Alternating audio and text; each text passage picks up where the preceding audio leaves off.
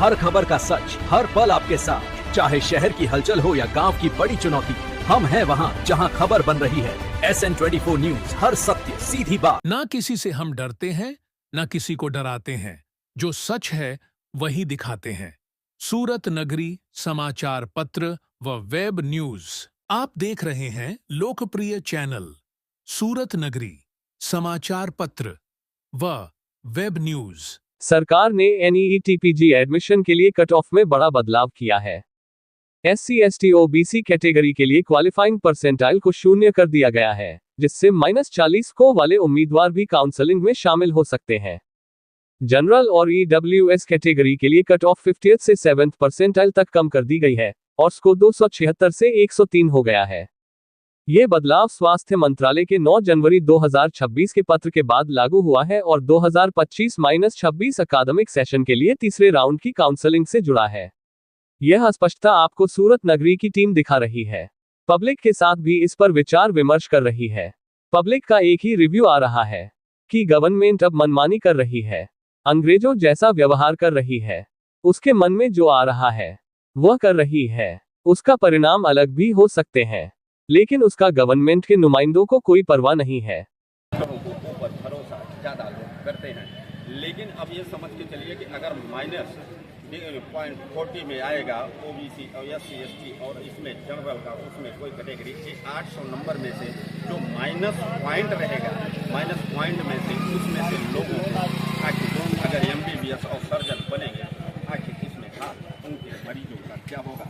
इसमें अभी जो बहुत सारी चीज़ें हैं जो जिसमें सरकार को परिवर्तन करने की ज़रूरत है, लेकिन सरकार अभी भी इसमें कई सारी खामियां निष्कर्ष निकलती हैं। अब इसमें सबसे बड़ी बात, इसमें मध्य प्रदेश सरकार की भी एक जोड़ लेते हैं। मध्य प्रदेश सरकार ने तो एक ऐसे सोच शिक्षा में भर्ती दिया गया है जो इसमें बहुत सारे तकलीफें हैं जो जनरल, उसमें जनरल लोगों को तो दिया ही नहीं गया है। और जनरल लोगों को नहीं दिया गया कि इसमें क्या मध्य प्रदेश सरकार और BJP सरकार इसमें कुछ करने के लिए तत्पर है कि नहीं है। इसमें से आपको बहुत सारी ऐसी चीज़ें मिलेंगी जो बिल्कुल सरकार के विपरीत दिशा में चल ही रही है। कल्याण शंकर दुबे की रिपोर्ट, सूरत नगरी न्यूज, सूरत गुजरात। आप लोग कुछ बोले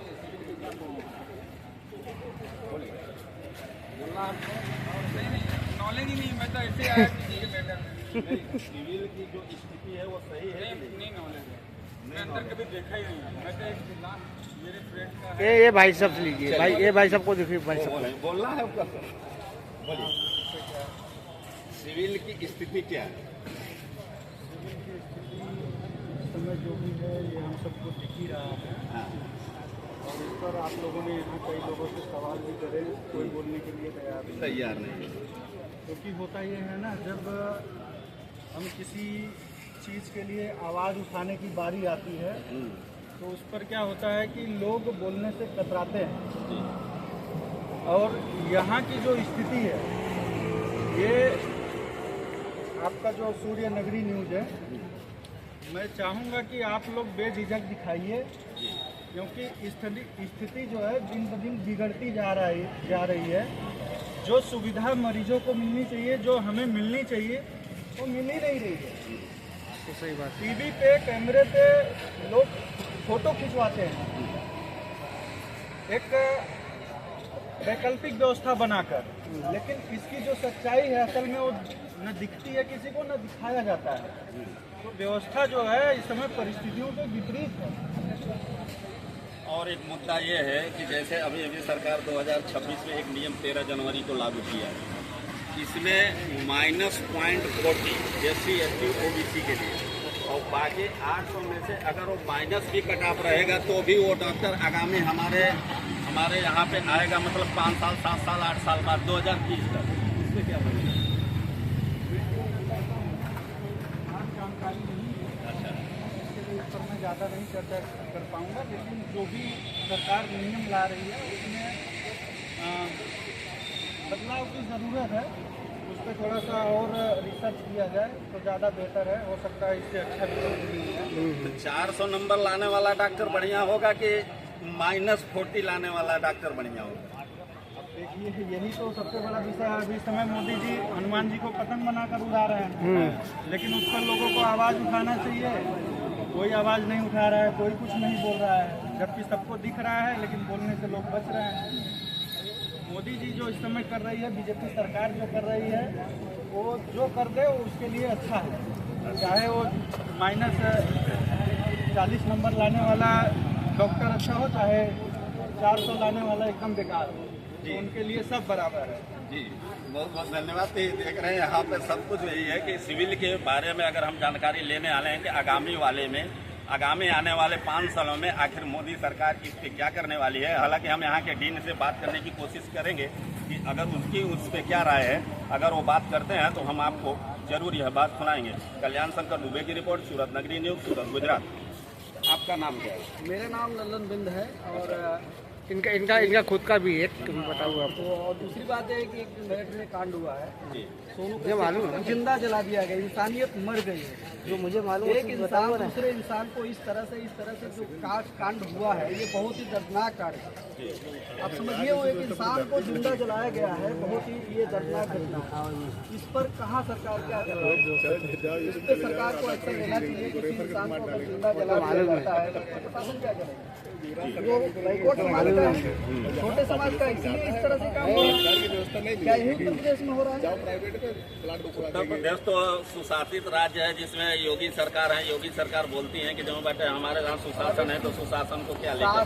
सुशासन की बात आप बोल रहे हो, कोई सुशासन नहीं है। जो सुशासन है वहाँ पे जो जातिवाद की चरम सीमा पे जो है, कभी भी किसी भी सरकार की बनी है, चाहे मायावती की सरकार बनी हो, सपा की सरकार बनी हो या भाजपा की सरकार बनी हो, सब लोग अपने अपने समाज को उन्होंने जो है इस तरह से काम किया है। जो गरीब, शोषित, वंचित, दलित लोग हैं, उनके लिए कोई कुछ नहीं किया है। और उनके अत्याचारों पर जब उनके ऊपर अत्याचार होता है, प्रताड़ना होती है, तो कोई खड़ा नहीं होता। कोई भी सरकार आकर खड़ा होकर आज उस आदमी को जिंदा जलाया गया है, लेकिन उसके लिए प्रशासन अभी तक कुछ काम नहीं किया। लेकिन पूरा देख रहा हूँ कि जितने जो है उसके समाज के जितने मंत्री हैं, उसके समाज के जितने लोग सब प्रोटेस्ट कर रहे हैं। सबको जो है रास्ते से ही रोका जा रहा है। क्यों रोका जा रहा है? मैं सरकार से पूछना चाहूँगा कि ऐसा क्यों हो रहा है?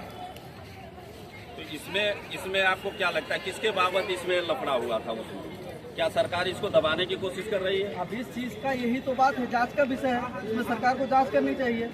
जब अगर सामने वाला प्रोटेस्ट कर रहा है, सामने वाला न्याय की मांग कर रहा है, तो उसमें सरकार को इस पर संज्ञान करके कायदे से FIR दर्ज करके उसको न्याय करना, न्याय के खिलाफ जो है तो जो उसको न्याय दिलाना चाहिए सरकार को। क्यों कतरा रही सरकार? तो ये देख रहे हैं यहाँ पे, बोलेंगे कुछ? इसी तरह बांग्लादेश में भी टीकू को जलाया गया था। क्या हुआ? लोग सड़कों पे उतरे, नारे लगाए, और हिंदू संगठन के कुछ जो लोग टीका लगाते हैं प्रोटेस्ट किए, सड़कों पे बैनरबाजी किए। क्या हुआ? न्याय मिल गया? नहीं मिला, किसी को नहीं मिला। तो इस तरह से घटनाएं होती रहेंगी जब तक हम सब मिलकर जो हमारे समाज की दशा और दिशा बदलने का काम एक ईमानदार नेता करता है। और जब तक हमें एक ईमानदार नेता मिलेगा ही नहीं, तो हमारे देश में इस तरह की जो घटनाएं हैं वो आम बात है, होती रहेंगी। इस तरह से अत्याचार होता रहेगा, लोगों का मनोबल बढ़ता रहेगा। तो इन सब चीज़ों को रोकने के लिए हमें आवाज़ उठाना पड़ेगा। जब बारी आएगी हमारे अपनों के लिए आवाज़ उठाने की, तो लोग वहाँ नहीं उठाते हैं, तो क्या होगा? ऐसे में इस तरह की स्थितियाँ तो पैदा होगी ना। जी, बहुत बहुत धन्यवाद। ये देख रहे हैं यहाँ पे जो उत्तर प्रदेश के मेरठ में एक लड़के को जला दिया गया है जिंदा। आखिर यह प्रक्रिया जब हमारे से बांग्लादेश में उत्तर प्रदेश में क्या फर्क रह जाता है? आखिर किसी को अगर जलाया जाता है जिंदा, तो उसमें यहाँ पे इस समय पे हम गुजरात में हैं, लेकिन उत्तर प्रदेश के यहाँ पे बहुत सारे जमा बचा रहवासी जो हैं इसका विरोध भी दर्ज कर रहे हैं, और इसके लिए सरकार से हम मांग भी कर रहे हैं कि इस पर जल्द से जल्द कार्रवाई किया जाए। क्योंकि उत्तर प्रदेश एक ऐसा प्रदेश है, वहाँ की जातवादिता ऐसे ले डूब रही है कि लोगों को बहुत सारी तकलीफें हो रही हैं। अब इसमें योगी सरकार क्या एक्शन लेते हैं, यह अब देखने से बनता है। कल्याण शंकर दुबे की रिपोर्ट, सूरत नगरी न्यूज़, सूरत, गुजरात।